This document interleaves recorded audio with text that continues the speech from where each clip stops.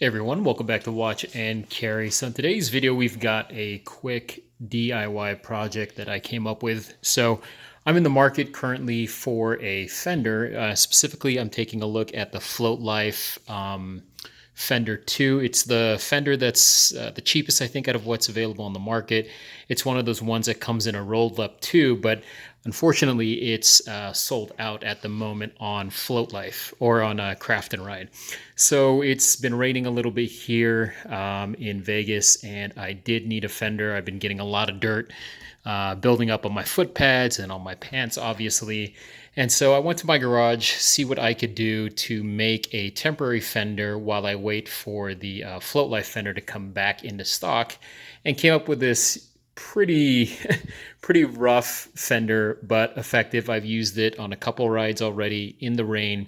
Did a great job. It just doesn't look pretty, but it uses a lot of the basic materials that you may, have laying around your house. So before I jump into it, let me show you the materials that you're going to need. So just some cheap aluminum sheeting, nothing too thick. This is the type I'm using here. I had this in my garage for some gutter work that we were doing. Okay, and you can buy this like at Lowe's or Home Depot. And I think, I bought this like a couple months ago. I think it was about 10 bucks or 14 bucks for the whole roll. And the size you want to get here is 10 by 10. You're going to have to cut it a little bit. Your measurement from this side of the rail to this side over here is 9.5 inches. So you're dealing with 10 by 10 here, so you'll have to trim it about a ½ inch, but that's not too bad. Besides the aluminum, you're going to need some tools. So you're going to need some scissors that are capable of cutting, thin aluminum. This would kind of be like the same type of material as like a Coke can. So I have my Leatherman Surge here, and these scissors work great. If you have a pair of kitchen scissors that are heavy duty that you don't mind sacrificing, those will work well too. I wouldn't recommend having to go out and buy expensive sheet metal shears, because this aluminum, for me at least, is very, very thin. You're going to need a Torx bit or a hex bit. So the size on this one is printed here. There we go. And then you're going to need a low profile driver of some sort, because when it comes to attaching two of these fasteners here, you can see that the first two won't be too bad because we can bend this thing this way, but once we reattach the other two, it's going to be low clearance here. So something that's like a 90-degree angle would be great. And then of course you're going to need some new hardware. So the stock fasteners that usually come right here are these. Now they're going to be a little bit too short because you're adding an aluminum frame. And then of course they have this beveled head at the top, which won't work when you're attaching just flat aluminum like this. Okay, so you're going to want to get a flat head, 10 by 32 by 1/2 cap screw. Okay, and then some washers, just because these don't come in anything smaller than 1/2, at least in my Lowe's. So you're going to need to get some washers to make up the added space that will be on that fastener over here. And then optional, what you can use is just some colored tape.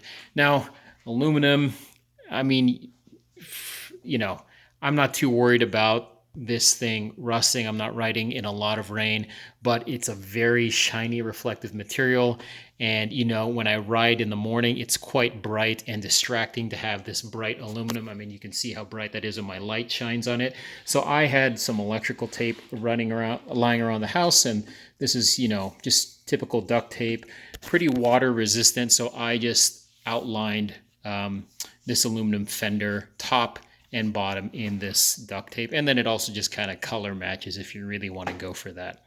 So anyways, what I did was I went ahead and depending on the tire you're using, you're going to need to figure out how long this length will be for you. So you're gonna have to cut that out, and then once you get to the very end here, let me get my light, you're gonna have to take your scissors, okay, and you can see here, there we go. Okay, And then what you're going to do is, once you've got your cuts down, you're going to leave a little tooth on each end. So one here and then one on the opposite side of the rail. So this piece of the foil is consistent with the entire foil over here. It just kind of bends into this shape right here. And then you're going to attach your fastener into here. Now from this little tooth of aluminum here to the other side, you can see that it's cut. So this part of the aluminum is much shorter than this part. Okay, so you're just going to leave one tooth here, another one on that side, another one here, and then another one on that side. And as you're attaching this, it'll make sense what I mean by leaving a little bit of a tooth. Okay, and then you're going to grab that washer that we talked about earlier. Okay, put the fastener we talked about, and then go ahead and grab your low profile driver and screw this into here. Okay, once you do both sides, you can kind of fold it over, see how it looks. You want to check for clearance here, obviously, between the tire on that side and then between the tire on that side. And what you can do is, obviously, if it's touching a little bit, this is aluminum, so it's a little bit malleable. You can kind of just squeeze on different parts, put your hand underneath if you need to, and squeeze to kind of bend it to shape. What I like to do is kind of push here at the center. Let's say it's touching here. So what I like to do is push here at the center, and then what that does is it kind of flexes. See that? Flexes the outsides, and that helps to kind of give it a little bit of shape. If you can't get the shape that you need, go ahead and take off 1 and 2 fasteners, so that way this whole thing can fold up, and then you can kind of bend it yourself and put that into shape. If you're going to be buying this brand new, again, the cost of this was about $14 for the aluminum. The tape was, I don't know, maybe $4. And then the fasteners were like 74 cents for this pack, and I think $1 something for this pack. So let's just round it to $3 here, $4, so that's $7, $14 here, $21, so maybe about $25 with tax, depending on where you live. Now for $25, if I didn't have this material lying around, I definitely would just not do it myself unless you have better tools and skills than me. The Float Life 2 fender, which is essentially something like this, but obviously much better quality, is also flexible. You can put it away. It's easier to take off. It's got better materials. It has sound deadening in it. That's about $35 on Craft and Ride, and there's always a free shipping promo going on. So $35 for a brand new Float Life 2 fender that's made specifically for your Onewheel versus doing it yourself for about $25. I would just spend the extra $10 and, get the Float Life fender. But me, I had all these tools lying around except these 2 fasteners here. So for $2, essentially, I made a, somewhat ghetto fender. But again, as I'm waiting for it to come back into stock, this will just help keep some of the debris out of my pants. So let me leave you with a clean shot here of what it looks like. And then there are other fenders there you can get for your Onewheel. I'm sure you guys all know what those are. So they obviously have the typical Onewheel fender that's sold on the Onewheel website. You can get the magnetic fenders that are sold by Craft and Ride, as well as their typical fenders that bolt on. So lots of different options that you can get. All of them are pretty much the same. The only benefit about the Float Life 2 is it's cheaper and it's portable, especially if you're going to be traveling and you want to take off your fender. And it seems to be pretty durable because it's pretty flexible too, so it can take a pretty good beating. So anyways, this is what the fender looks like.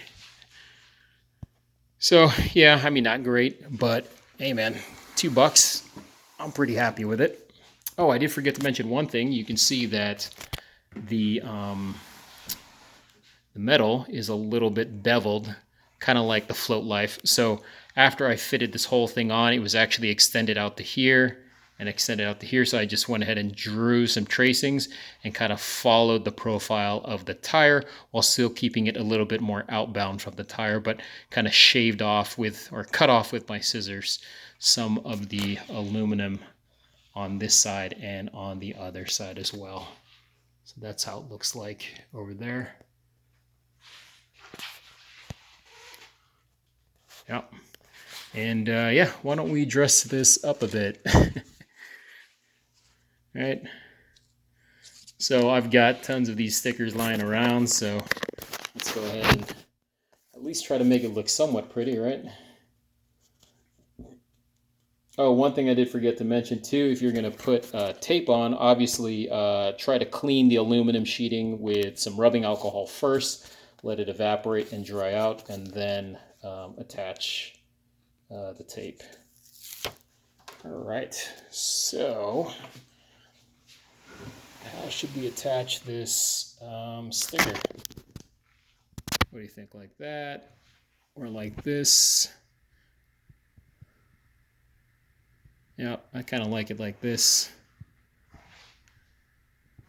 Yep. All right, so I'll put this down first.